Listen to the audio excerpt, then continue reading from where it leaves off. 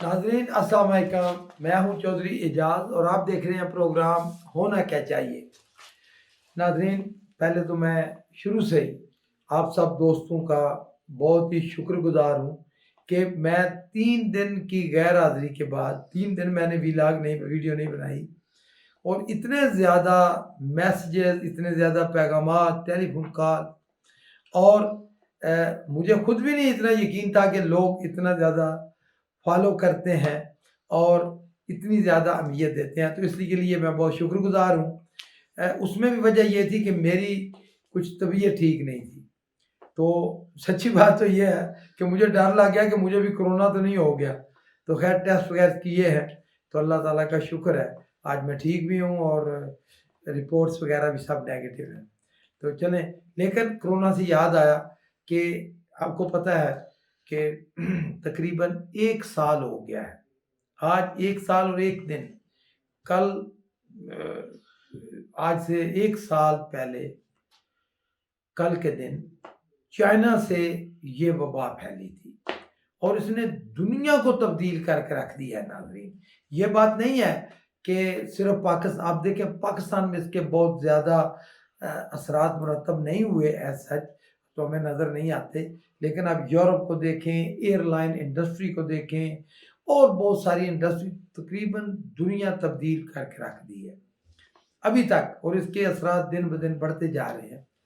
तो नाज़रीन, as a social worker मैंने तो जो किया आपके सामने है, और शुरू से लेके आखिर दिन तक, जैसे आपको पता है मैं हस्पतालों में जाके मरीज़ों की देखभाल, तो अल्लाह ताला ने सेहत भी दी सब कुछ। लेकिन नाज़रीन, अब ये जो कोरोना की वबा शुरू हुई है, अब ये जो लहर जिसको सेकंड वेव कह रहे हैं, ये बड़ी ख़तरनाक है। आप देखें, यकीन करें कि बहुत सारे मेरे जानने वाले, आप अपने इर्द गिर्द देखें कि बहुत सारे लोग इसमें मुब्तला हो रहे हैं। अभी आपने देखा होगा कि सीएम है, chief minister Sindh, even national disaster management के जनरल अफसर साहब और शर्जील में और बहुत सारे लोग दोस्त जो है ना उनके बारे में। तो जैसे हमारा प्रोग्राम है, तो हम हमेशा ये राय देते हैं कि होना क्या चाहिए। तो हम पहले कोरोना के बारे में मैं दोस्तों को भी कहता रहा कि नहीं, आप एक दूसरे की हेल्प करें, घबराएं नहीं। लेकिन अब ये देखें, गवर्नमेंट ने बड़ा दुरुस्त फैसला किया है कि जलसों के ऊपर पाबंदी होनी चाहिए, और सबसे पहले वज़ीर आज़म ने खुद पीटीआई के अपने जलसे ना करने की का ऐलान किया है। लेकिन अपोजिशन ने आज फिर जलसा किया मानसेरा में। मैं उस पे नहीं जा रहा कि उसमें भी हुकूमत के मुखालिफ नारे लगे नवाज शरीफ के, और पाक अफवाज के हक में नारे लगे, इवन इमरान खान के हक में नारे लगे। मैं इस बात पे नहीं मैं करता। मैं सिर्फ ये कहना चाहता हूँ आप सब दोस्तों को कि आप अपनी जिंदगियों से ना खेलें। देखें, ये एक ऐसी वबा है कि ठीक है, इसकी आप इसका इलाज भी तकरीबन आ गया है, लेकिन बहुत महंगा है। आते आते भी पाकिस्तान में तो 6 महीने लगेंगे, और वैसे भी दाना लोग कहते हैं कि एहतियात इलाज से बेहतर है। तो सब दोस्तों को यही है कि आप एहतियात करें, और जलसों में, और अपोजिशन को भी कि ये यकीन होना चाहिए कि जलसों से कुछ भी नहीं होने वाला। आप टीवी पे बैठ के जलसा खेल लें। आप जो भी आप प्रेस कॉन्फ्रेंस करते हैं पूरी दुनिया सुनती है। तो आप जो साबित करना चाहते हैं कि अवाम हमारे साथ है, ठीक है, अगर तो नॉर्मल हालात हों तो आपका राइट है, लेकिन ये कानून का या ये मजाक भी है, और ये नाजायज़ फ़ायदा उठाना है इन हालात में।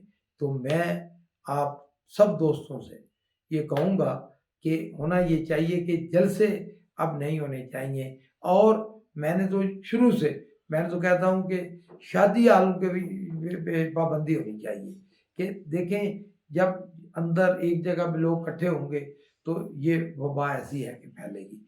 नाज़रीन, और बहुत सारी खबरें हमेशा की तरह वज़ीर आज़म ने बड़े ज़बरदस्त ऐलानात किए हैं। ख़ासकर हम तो चूँकि ओवरसीज़ पाकिस्तानियों का हर ब्लॉग में ہمارا ایجنڈا ہوتا ہے، تو اوورسیز پاکستانیوں کے لیے تو بہت بڑی اچھی خبر ہے کہ الیکٹرانک ووٹ کے ذریعے وہ باہر جہاں بھی ہیں وہ ووٹ کاسٹ کر سکیں گے۔ لیکن اس سے بھی اچھی خبر ان کے لیے یہ ہے کہ وہ اپنی نیشنلٹی ترک کیے بغیر پاکستان میں الیکشن بھی لڑ سکیں گے۔ تو یہ بڑا اچھا ہے، کیونکہ پاکستانی اوورسیز پاکستانی بہت بڑے بلکہ عام پاکستانیوں سے زیادہ محب الوطن ہیں۔ ناظرین، اسی طرح وزیر اعظم نے اعلان کیا ہے کہ جو بڑے بڑے شہر ہیں ان کے جو میئر ہوں گے، جیسے لندن، نیو یارک میں میئر کا الیکشن ڈائریکٹ ہوتا ہے۔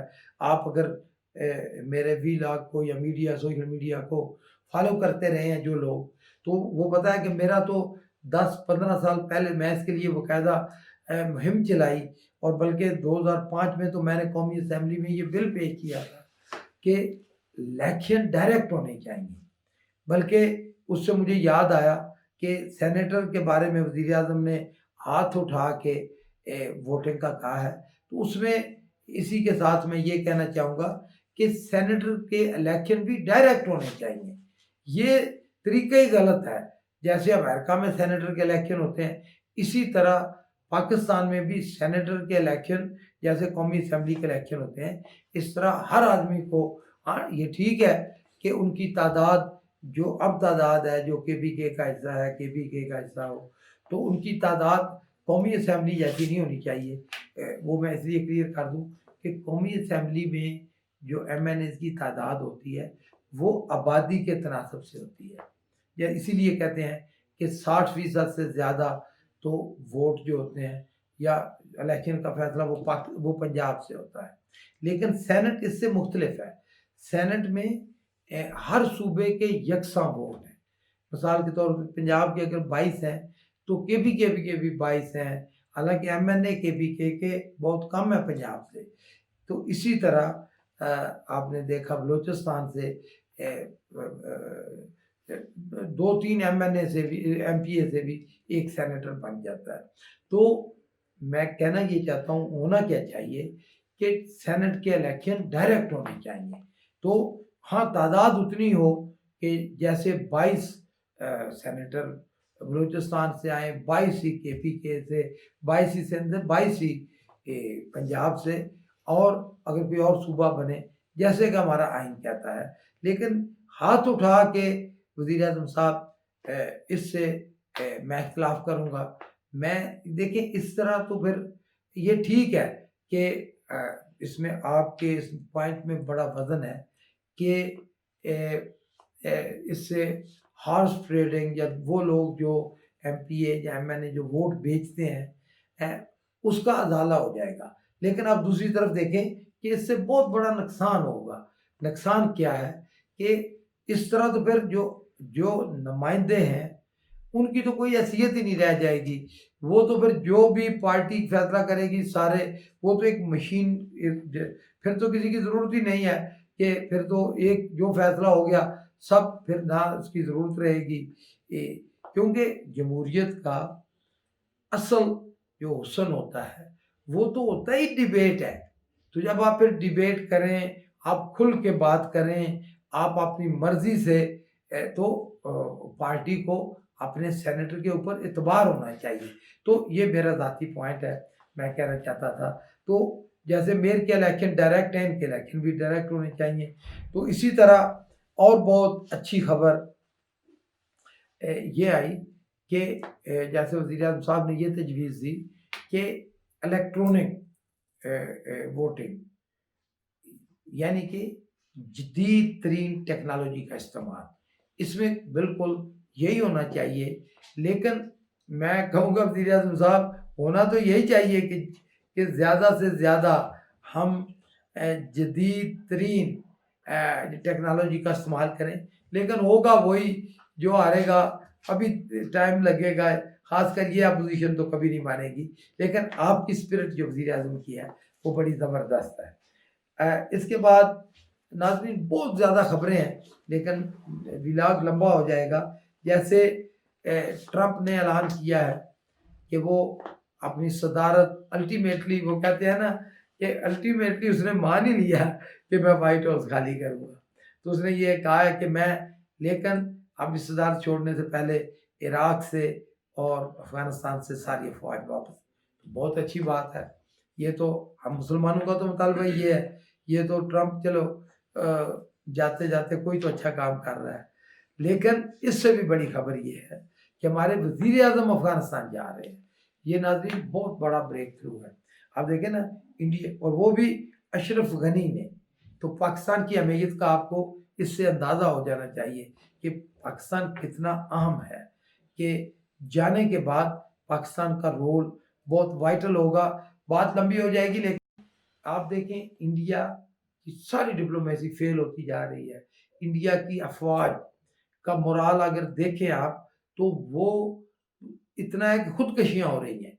कश्मीर में जो उनकी अफवाज है वो खुदकशियाँ हो रही हैं, और अब लद्दाख के अंदर जो उनका चाइना से मुकाबला है, तो वहाँ उनको एक ऐसी बीमारी ने आ लिया है कि वहाँ कोई जाने के लिए तैयार नहीं। अभी 30,000 और फौजी उधर भेजे हैं, लेकिन वो सारे भाग रहे हैं वहाँ से, और वहाँ से अपनी अफवाज से बहुत ज़्यादा जो है वो गायब हो रहे हैं, जैसे कहते हैं भगोड़े हो रहे हैं।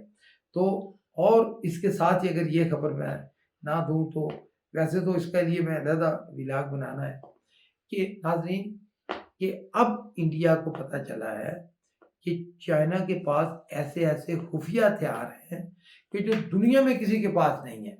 मिसाल के तौर पे उन्होंने जो इंडियन की जो पहाड़ियों के ऊपर, बड़ी ऊंचाई के ऊपर जो इंडियन फौज थी, वो उन्होंने कैसे खाली कराई। तो उन्होंने एक ऐसी वेव, जैसे माइक्रोवेव आप देखते हैं, या रेडियो वेव होती हैं, या इस तरह की उन्होंने, या लेज़र वेव, इस तरह की उन्होंने छोड़ी कि सारे इंडियन जो फौजी थे उनको वॉमिटिंग, जिसको हम उल्टियाँ कहते हैं, वो शुरू हो गई, और उनका बुरा हाल हो गया, और उनमें इतनी घबराहट, इतनी उनके अंदर ये हो गई कि वो खुद ही भाग गए।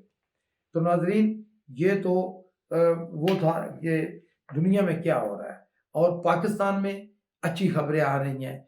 पाकिस्तान सिर्फ और सिर्फ अल्लाह इस अपोजिशन को हदायत दे कि जलसों के बगैर भी एहतजाज हो सकता है। आप देखें ना, कोरोना पाकिस्तान को अल्लाह ताला ने बचा लिया था, तो ज़बरदस्ती इन्होंने घेर के लाए हैं कि नहीं, आ बैल मुझे मार के। और इससे इसको क्या कहना चाहिए नाजरीन। और एक अच्छी खबर कि जैसे मैंने कहा, ट्रंप आखिरी काम मुसलमानों के लिए ये कर रहा है कि अपनी अफवाज उससे निकाल रहा है।